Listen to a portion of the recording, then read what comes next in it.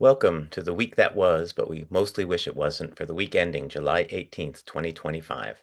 This is a weekly roundup of the highlights and lowlights and major stories about campus anti-Zionism and anti-Semitism. If something's happening in your neck of the woods, please feel free to reach out and let me know. I am your host, Andrew Pessin. I am a professor. Please don't hate me. For more about me and my work, visit andrewpessin.com. And for all the details of today's stories and for loads more stories, please follow me on X at Andrew Pessin. And in case you were unaware, today is both National Caviar Day and National Sour Candy Day, so get out there and celebrate. All right, to the news. We start with the headlines. A new report from Hillel International this week reveals a record-breaking 2,334 anti-Semitic incidents on American college campuses during the past academic year. This marks a 26% increase compared to the previous year, which included the responses to the October 7th massacre.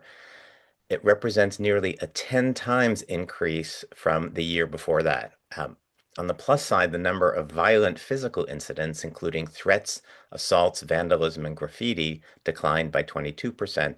On the negative side, the overall sharp increase was largely driven by a staggering 185% surge in online harassment.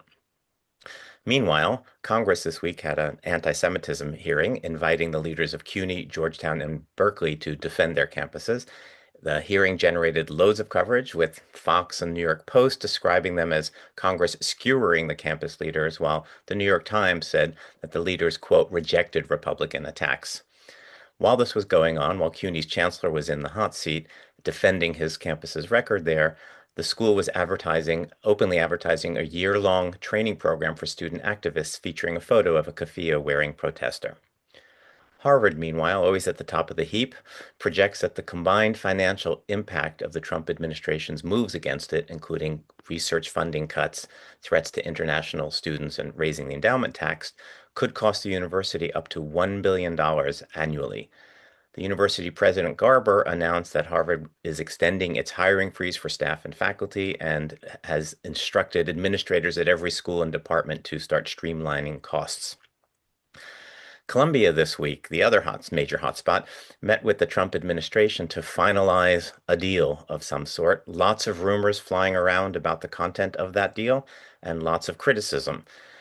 Meanwhile, they did publicly commit to various measures to combat the anti-Semitism problem there. They will incorporate the IRA definition, appoint a Title VI coordinator, and they announced partnerships with the ADL and some other groups, including one called Kalaniot, which fosters research ties between U.S. and Israeli universities. They also will no longer meet with QAD, Columbia University Apartheid Divest, which is the umbrella group of anti-Israel student groups. Many pro-Israel critics of Columbia are not happy with what they're hearing. There's no mask ban being announced, no structural institutional reform, such as changes in the hiring processes, which bring in so many anti-Israel professors, and nothing stated about what will be done about the professors already there. Also, claims are that it's all smoke and mirrors. Not meeting with QAD, fine, but it doesn't ban meeting with all the constituent anti-Israel student groups, such as Students for Justice in Palestine. And even regarding the IRA definition, they're only going to consider it in one or more of their offices as opposed to truly adopt it. Meanwhile, across the pond in the United Kingdom, the National Union of Students, which is the major student union group, is facing a lot of pressure to become even more anti-Israel than it already is. More than 180 elected officers and student groups representing 52 campuses across the kingdom have issued an ultimatum that the union should take meaningful action on Gaza or face mass disaffiliation. At Edinburgh University, anti-Israel students disrupted the commencement ceremony there multiple times, finally staging a large walkout over, quote, complicity in Israel's genocide. And in the Netherlands, Leiden University has suspended student exchanges with Hebrew University and Tel Aviv University in Israel. It was a busy week in the legal arena. There's several lawsuits and trials happening as we speak. There is a lawsuit moving forward against the Association of Legal Aid attorneys who are New York City public defenders. A judge ruled this week that the anti-Semitism lawsuit against them can continue. According to the complaints, this union degenerated into, quote, a cornucopia of classic modern anti-Semitism, end quote, in the months following the October 7th massacre.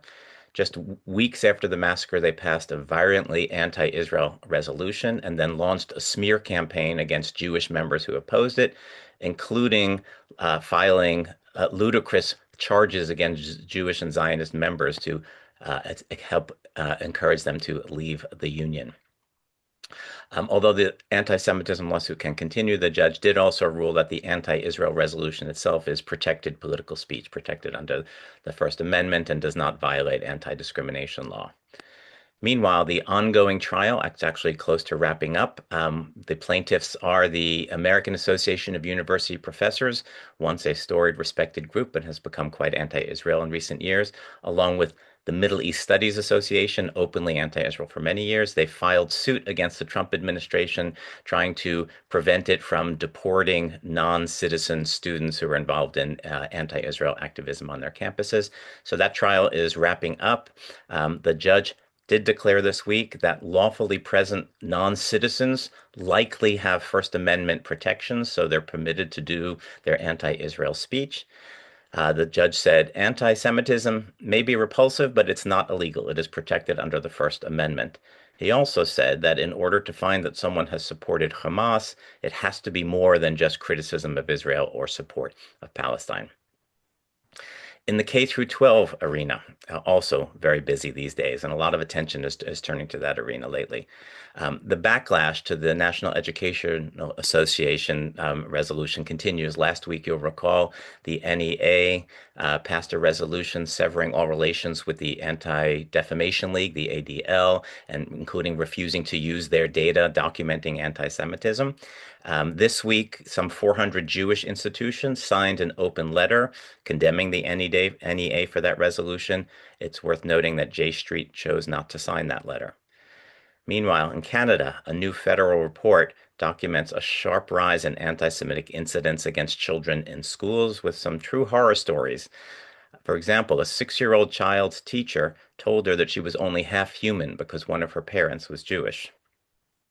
A 13-year-old girl, was swarmed several times a day by classmates, inflicting Nazi salutes upon her, and Jewish children were told by their teachers that they were baby killers for supporting Israel in its war against Hamas.